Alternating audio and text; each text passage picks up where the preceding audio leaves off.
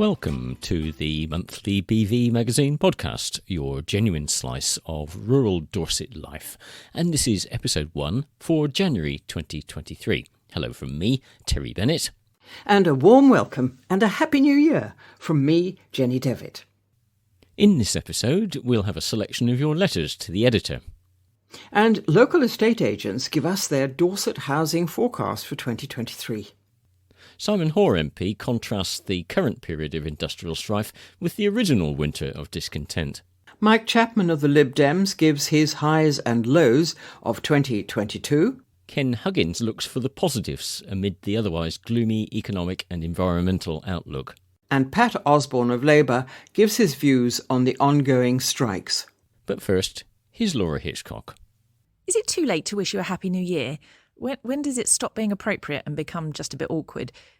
Probably about now. But it's our first issue of the year and I've not seen you yet, so Happy New Year. We had a wonderfully packed house over Christmas and New Year. It's astonishing how full it feels when you have 4 children and they all turn into adult-sized human beings when you're not looking. And then one gets himself a wife. Some of them bring a friend or 2 over, and before you know it, you're making toasted sandwiches for 12, while vociferously defending your position that cheese has no place in a hot tuna sandwich. And yes, in the interest of science, I tried it and will now acknowledge that my previous position may have been foolish. I have, in fact, wasted 20 years since I discovered toasted tuna by not actually adding melted cheese to it. Thanks to a small hiccup in editorial organisation, there's no Random 19 or Dorset Island discs in this issue. Sorry, I know, they're popular. Instead, may I suggest you spend some time on the solar farm debate with Rupert Hardy and just have a look at the columns you might normally flick past. I know, I do it too, but trust me, every single page in our magazine earned its place and it's well worth some minutes of your time. Jane's wildlife column deserves to be read slowly. Charlotte, flowers, always makes me laugh. Andrew, farming, always makes me think. Roger Guttridge always has a good story. And if you get a chance to look at the magazine, Tracy and Courtney manage to combine words and pictures perfectly every month in A Country Living. The readers' photos are also an absolute joy, so please, if you get 2 seconds, do just go and at least have a look at the photography. I know that everywhere we look right now, there seems worry, despair, gloom, uncertainty, and a bill that needs paying. Except here in the BV, of course. We always try to leave you feeling a little bit lighter and perhaps knowing something new. And we're free, obviously. Meanwhile, we shared a small note on social media which has been really popular and I think it bears repeating. It's January. Rest. Get some fresh air. Find a new favourite show. Eat chocolate. Keep cosy. Cook your favourite foods. Get yourself a big bunch of flowers and plan some adventures. See you in 3 weeks. Letters to the editor. First of all, Susan Holmes wrote in by email to ask, why do people in Blandford have to drive fast? Taking a few things to my car on Christmas morning, a car was coming towards me at speed. When I said to the woman who was driving, slow down, I got F off back. Charming, and on Christmas morning. There just is no need for either. I thought it appropriate to contact your magazine in the hope that a warning note could be posted. I have just returned from walking along the North Dorset Trailway towards Shillingstone Station with my 5-year-old Cocker Spaniel. From a side footpath, a youngish boxer dog appeared, stopping some 20 feet from us. A few moments later, a pack of 5 or 6 dogs, including 2 aggressive older boxers, chased out of the same path and went for me initially, barking and salivating, but then attacked my spaniel. The dogs were acting as a pack. The 2 women who were with the dogs subsequently appeared, and while trying to intervene, had no impact on stopping the attack. Getting my dog out from under the 2 larger boxers, we managed to walk away. We will live to fight another day, but the spaniel is a bit shaken up. I did tell the women concerned that the dogs were acting as a pack and should either be muzzled or at least on leads. This was met with a somewhat vacant look. I am flagging this up not to cause trouble, but to alert others. If this were a young child or a family out with their dog or puppy, the outcome could be very unpleasant. I understand these women are local, so a repeat of this matter is highly likely. And that's a correspondent whose name and address has been supplied. Robert Mackenzie of Blandford writes, do fellow North Dorset residents feel that they receive value for their council tax? It recently came to my attention that we have the 3rd highest council tax rates in England. But do we get the 3rd best services? I'm failing to see where all the money goes. I would welcome someone pointing me to the information. Council tax is for our streets, lighting, rubbish, planning, policing, etc. But our streets are constantly being washed into potholes, or, as in Sturmston Newton's case, falling into the river. There's very little street lighting, except in the towns, and there's even less police, through no fault of their own. But we know the government have no wish to lose votes by raising the taxes required to foot the rising social care bill, so they pass it down the line to local councils. And I presume, as Dorset has an ageing population, our social care bill is higher than most? At least the plentiful new housing developments springing up around the north of the county will be filling up the council tax coffers nicely. Have spending budgets increased accordingly? This is from Betty Jeans of Shaftesbury. I very much enjoy Andrew Livingston's articles, and his recent one from December was no exception. I had yet to see a lack of eggs in the shops, although I had seen much talk of empty shelves, and I felt perhaps it was another media frenzy over a non-existent issue. Apologies, BV. Until I looked a little more closely and realised that the eggs in my trolley were from Italy, just as Andrew Livingston had predicted. Further reading has led me to the understanding that it's not just chicken farmers who are unable to reinvest in the next cycle of egg-laying hens. It's happening across a number of food industries where the producers are seeing profits squeezed, not only by rising costs, but also by increasing supermarket pressures. At what point can and should the government intervene? I refuse to accept we need a nanny state interfering. Enterprise should naturally be self-regulating. But what is an industry to do when the playing field is very far from level? How can our producers, held quite rightly to the very highest of welfare, traceability and chemical standards, possibly compete with cheap imports from less regulated countries?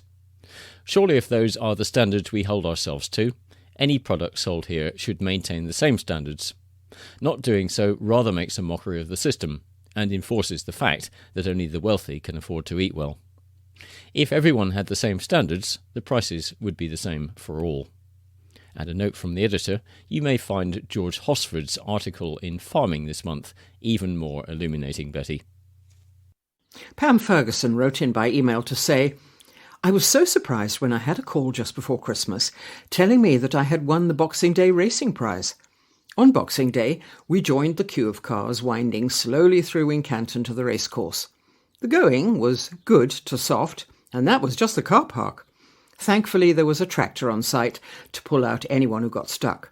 We had a great day, chatting to other racegoers, cheering on the finishers. The noise in the stands when the horses are coming into the finish is incredible. Thank you for organising the prize. It was a great day out, and one we will repeat. This from Graham Gale of Milton Abbas. There was a recent cheque presentation to the Milton Abbas Surgery. £2,000 was raised primarily by monthly charity pub quizzes held at the Crown in Winterbourne, Stickland throughout 2022, with the remainder being raised by a local resident who match-funded some quizzes, local donations, and the profits from local arts reach shows. The main aim of the fundraising was to allow Milton Abbas Surgery to buy a second online heart monitor, which transfers results directly to the patient's records, reducing administration work by the practice staff. This equipment is very rare in Dorset, so Milton Abbas are leading the field in detecting and recording heart issues. The housing market. Prices may be falling and mortgage lenders nervous, but house hunters are still looking to move. Local experts take a look at the Dorset housing market in 2023. Mortgage rates have risen to levels that were unimaginable just 12 months ago. A cost of living crisis rages on, and there's a widespread belief that house prices will continue to fall. It's worth pointing out that mortgage rates have been falling since they peaked in October, though staying much higher than for many years. The top 5-year fixes come in just under 4.5% now, compared with 2.5% a year ago. Sellers may have to accept that buyers simply cannot afford to pay 2022 prices for their home in 2023. But the flip side of that is that their own new home should be cheaper too. Spring is traditionally the best time to sell your house. But if that's going to be you in 2023, then right now is the time to start thinking about it. If you're a seller, then perhaps start considering getting your house on the market to get ahead of the spring competition. But it's a big decision, and with the economy in turmoil, is now a good time? Is the market even moving at the moment? Or is it still moving too fast? Fear not. We've rounded up some of the most experienced local experts to help with their top insider tips on how to sell or buy a house with as little stress as possible this year. The first question. Tell us about the property market over the last year. Are house prices falling in Dorset? Is availability increasing? Is there still a national move to the country? No one could have predicted the exceptional demand for property over the last few years, nor that it would continue long after the last lockdown, says James McKillop, head of residential sales at Savills in Salisbury. However, it was inevitable that the associated price growth would need to return to a less frenetic pace in the long term, and we are starting to see that. The legacy of the pandemic is buyers driven by lifestyle choices. It now seems to be ingrained in the UK buyer's psyche. In a recent Savills survey of 1,500 prospective buyers and sellers of prime property, when asked what type of location is most attractive, the majority opted for small towns, villages and countryside over cities and their suburbs. Sarah Cull, Senior Associate Director at Strutt & Parker, Salisbury, added, "The property market has certainly been eventful over the past year. For the first quarter, there was very little in stock.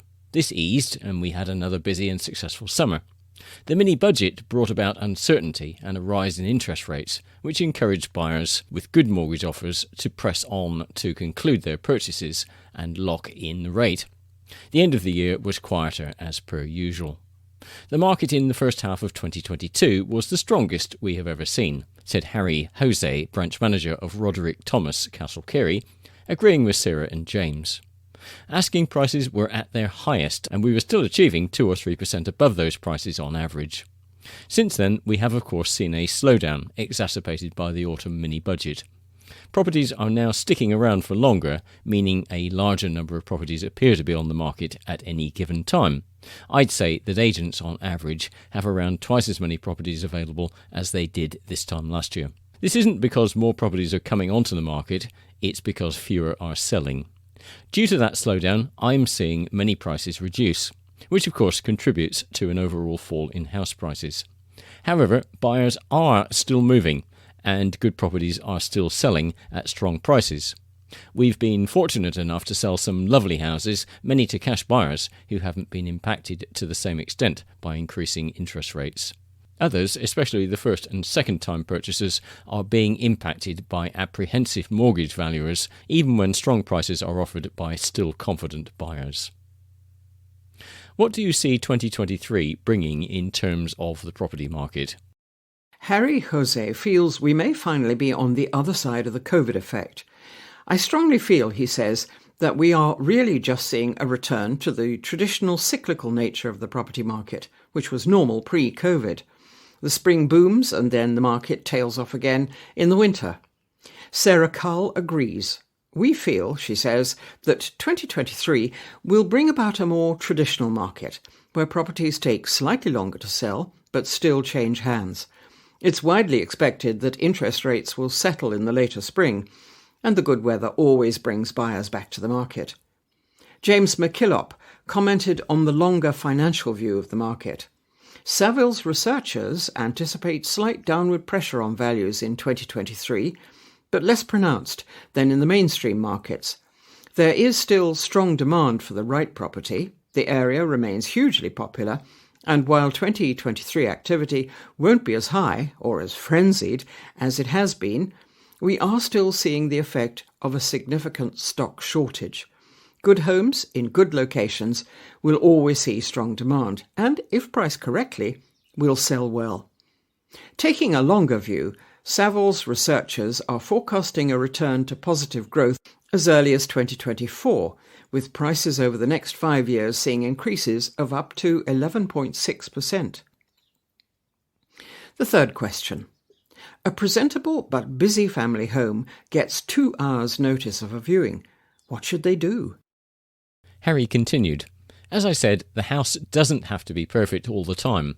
House viewers really aren't expecting daffodils on the windowsill and freshly baked bread in the oven. I'd recommend making all the beds, giving the house a quick vacuum, and washing up any dishes. Also, another tip from personal experience, make sure you stay out of the bathroom just before. Sarah had similar advice. Air the house, light the fire, if it's cold out, get some flowers on the table, clear the surfaces, make the beds, put the loose seats down, and run the vacuum around. Also, if you have dogs, do take them out for a walk during the viewing. We all love our pets, but not everyone sees them as man's best friend. James also said that first impressions count and that clutter is never good. We would always try and give more than 24 hours notice, but it can be difficult in a challenging market, as you don't want to lose any opportunities to show a good potential buyer around. The key thing is first impressions, so declutter, put all the lights on and open the windows. A fresh, light-filled house will always do the trick. Buyers are very understanding about family homes, especially if it's a last-minute request. Most just appreciate the opportunity to view. Are there any real-life do not do this bloopers you can share? Sarah recalled one client who carried out their own viewing, and they referred to the village as the village of feuds and floods. She said, "The viewer did not buy, and we took over the viewings." Harry has seen some things too. We have certainly had some worse than others, but hygiene and cleanliness are vital in all walks of life, and house selling is no different. From minor things like not washing up before a viewing to real eye-openers like dog mess in the house, we have seen it all. It doesn't have to be a show home, but please do make it feel welcoming. Question 5. When you can see a glaring issue which you know may put buyers off, do you tell the vendor? Sarah was comfortable with being truthful. I will always mention it gently and constructively and come up with solutions, hopefully without causing offence. Often it's as simple as a bookshelf narrowing a hallway or a sofa that could do with moving a few degrees. James is also keen to work any issues through. If I see something I know is going to be a problem, I will always try and discuss it with the owners and see what options are available. If there are remedial works required, I often think it's better to get them done. But if they are subjective, i.e. a bathroom needs updating, I would say to leave it, as many buyers like the chance to put their own mark on a house and will often change a kitchen or bathroom to suit their style. Harry pointed out that this is part of an estate agent's job. It's an important but difficult conversation to have, and one which requires some diplomacy. I always go ahead and inform the sellers, but open the conversation by asking them if they would like some advice on how best to present the house. The answer will always be yes, and thus you have the platform to go ahead and advise. After all, a seller is using an agent for their professional experience and advice. What unexpected features make a house easier to sell? James didn't hesitate. He says, with the cost of living affecting everyone, energy-efficient homes are starting to attract premium prices. It doesn't matter what age of house you have. If the heating system is modern and efficient, ideally with some form of renewable energy, buyers will see a significant upside. It is also the hassle factor of upgrading an older system that many buyers don't want to face. Harry said, houses with a light and airy feel are always easy, but also those that flow well. When a house has simple-to-access rooms and a layout that makes sense, it often just clicks instantly with the buyers. Sarah suggested it was simple attraction. I always feel, she says, that the basic charm of a house is underestimated. I visited a wonderful house last week, oozing with period features, and it had a lovely atmosphere. I'm sure that when this comes on the market, buyers will be enchanted by it. The 7th question. Do you have any tips for those who are finding the market difficult? Harry suggested staying in touch was the top priority. As much as I'd like for buyers to only be registered with me, I'd recommend that they cast their net to all corners of their search area. It's also important to stay in touch with the estate agents in the same way you expect them to stay in touch with you. You'll increase the chances of an agent calling you directly before a property hits the shelves. James said buyers must keep the bigger picture in mind. Even with a slight nervousness in the market, the best houses will likely have more than one potential buyer. You have to be front of the queue, and that means having your mortgage in place and or being chain-free. Otherwise, you'll simply have to offer more to be competitive. Sarah had some advice for sellers. I'd say work with your agent. Do you need new photographs or a rearrangement of the images online? Is the price right? Can any additional press exposure be secured? Is there anything that can be done to enhance the first impressions? All of these are sensible questions. Are there any specifically desirable locations within the area? James said, Shaftesbury. It's always been a popular spot, and any of the villages surrounding it are consistently sought after, particularly those with amenities such as a village shop. Places like Manston and Stour Provost are also popular. The Chalk Valley is perennially popular, Sarah added, as is Tisbury and its surrounding villages. People have always been drawn here for the excellent countryside and coast, the access to London and the West Country, not to mention fantastic schools. Politics. Simon Hoare writes as follows. As Gloucester put it in Richard III, it does feel rather that now is the winter of our discontent. The spectre and presence of strikes have once again reared their heads and are having profound negative effects on many people across the country. The term winter of discontent was first used in a UK political context to describe the strike-laden days of 1978-79. I don't believe that those of 2022-23 are anything like as momentous or weather-making from a political perspective. Anyone with a modicum of knowledge of Dorset's history will know the story of the Tolpuddle Martyrs. The role that the trade unions play, representing their members, championing workplace safety and rights, is a vital and important one. Prior to their creation, the life of the working man and woman was precarious, subject to the whims of the employer. Huge and beneficial strides have been made from which all of us in work, whether we are members of a trade union or not, benefit. Statutory sick pay, paid holiday and the like all came about directly through the lobbying of trade unions. However, it's the right to withdraw labour below a certain public service level that's the sticky issue. Our police, military and prison officers are unable to strike because to do so would, among other things, jeopardise public safety. Should we now be thinking about a similar caveat for other vital public services, for example in the health and transport sectors?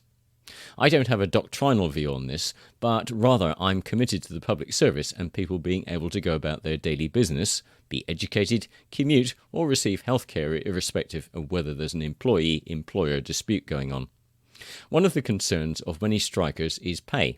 Inflation, as we know, is higher than for very many years, although it appears to have peaked and is now falling. Interest rates are moving upwards, although still historically low, as a way of addressing those upward inflationary pressures. We often talk of inflation without really thinking about its effect. I was asked about this on a recent school visit and provided the following analogy. You have a chocolate bar at playtime. You expect to eat it all and to enjoy it, but along comes the inflation monster who swallows a great chunk of it. You lose out. You may then buy a larger chocolate bar, but the monster only comes back to take a slightly bigger chunk. No matter what you do, the monster always wins. The monster always comes back. He never really goes away. You only have a chance of enjoying your chocolate bar if we starve and defeat the monster. We need to starve and cage rather than feed the inflation monster. Inflation-busting pay increases do not bust inflation, they feed it, adding fuel and stoking the rates higher. Anyone in current public life knows this is not an easy message to communicate or accept. It is the political economy version of tough love. Unless we beat inflation, everything else will be in vain. So that is currently the central, all-focusing task of the government. It's not easy, but it's necessary. Throughout this year, I will continue my regular advice surgeries to provide help and support to those who need it. Please email simon.hoare.mp@parliament.uk to make an appointment. May I close this first column of the year by wishing everyone across North Dorset a belated but sincere, happy, peaceful and safe 2023. And from Mike Chapman of the LibDems, the new year provides the opportunity to reflect on the past 12 months and also to look ahead. My personal highlights of 2022 include knocking on doors in the villages around Wem in North Shropshire during our by-election effort. The experience told me that there's always much to play for, whatever the apparent odds. I found a great similarity with the Blackmore Vale. There were strong echoes at the Gillingham and Shaftesbury show in August, a rural community that wants to have the wherewithal to get on and create its own better future, and to lose the constraints of a centralising bureaucracy and top-down diktat. The low points of the year were the events that gave us 3 PMs within a month and a half, ending up with someone with no mandate whatsoever outside the House of Commons. Yes, there is now a sensible, if managerialist, pair at the helm. The besetting sins of managerialism are that you believe you have a right to be in charge, have a right to say what gives, and have a tendency to disregard the views of workforce and shareholders alike. Does the cap fit? Is this sustainable? Is it even democratic? The questions of our age. We are likely to see a continuing focus on inflation, which has now probably peaked. Success will be claimed, even though prices will remain at their new higher levels. The underlying reality is that heating our homes has become a luxury. Buying a home has become even more of a stretch for the young. Travelling to work chews up a greater proportion of our income than ever, and a decent diet is beyond the less advantaged.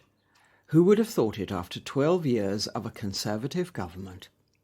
We also have broken systems in health, social care, the railways, and the Royal Mail. The issues are not just about pay, they are about long-term viability, about the motivation, energy, and productivity of the people involved. Add in the fragmentation of the Union as a result of Brexit, and you get a very sorry overall picture of incompetence and failed dogma. Looking ahead, though, a different kind of government is available. You see it everywhere the Liberal Democrats are at work, an approach based on listening, understanding and caring, on building for the future, harnessing creativity, and creating opportunity and fairness for everyone. Both Tory and Labour depend on narrow views and the dividing lines between have and have not, city and countryside, north and south. Inevitably, the solutions from either side are demonstrably and palpably polarised. In the face of global warming, we have Putin, Xi, an inward-looking USA, and an arm's-length EU. It won't do.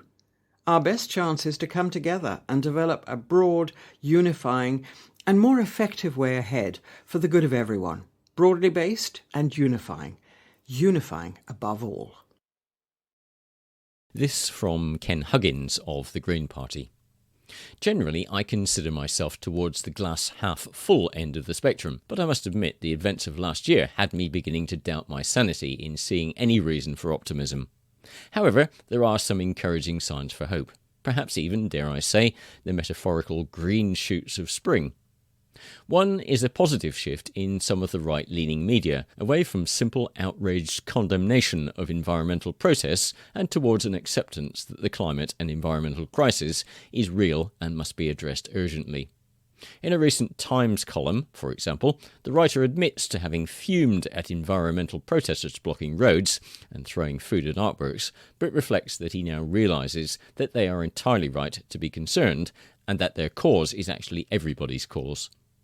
He highlights the gulf between what almost every government agrees needs to happen and what they are actually doing, our own government included.